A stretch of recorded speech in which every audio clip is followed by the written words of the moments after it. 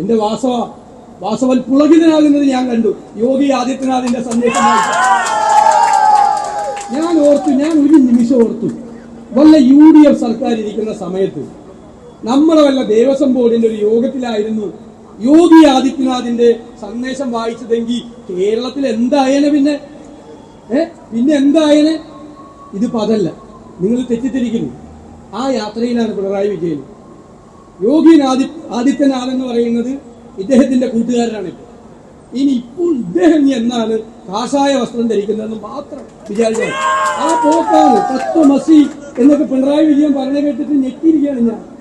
തത്വമസി അത് നീയാകുന്നു എന്നൊക്കെ അദ്ദേഹം അവിടെ വിശദീകരിക്കുന്നത് കേട്ടിട്ട് നോക്കിയായിട്ടാണ് വായിച്ചതെങ്കിലും അദ്ദേഹം അത് പറഞ്ഞില്ലേ, നമ്മൾ ഞെട്ടിയിരിക്കുകയാണ്. ഇങ്ങനെ കാപട്യം കാണിക്കാൻ ഒരു മുഖ്യമന്ത്രിക്ക് കേരളത്തിലെ ജനങ്ങളെ നിങ്ങൾ അണ്ടർ എസ്റ്റിമേറ്റ് ചെയ്യരുത് എന്നാണ് എനിക്ക് വിനയപൂർവ്വം പറയാനുള്ളത്.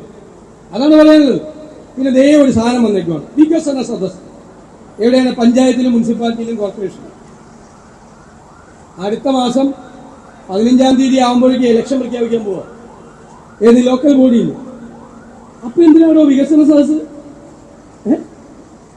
ഇപ്പൊ എന്തിനാ വികസന സദസ്? കാശ് എവിടെന്നാ? അത് ലോക്കൽ ബോഡിയിൽ എടുത്തോളാം, അവിടുത്തെ കാശ് എടുത്തോളാൻ പറയാ. ആരെ പറ്റിക്കാനാണ് ഇപ്പൊ വികസന സദസ്?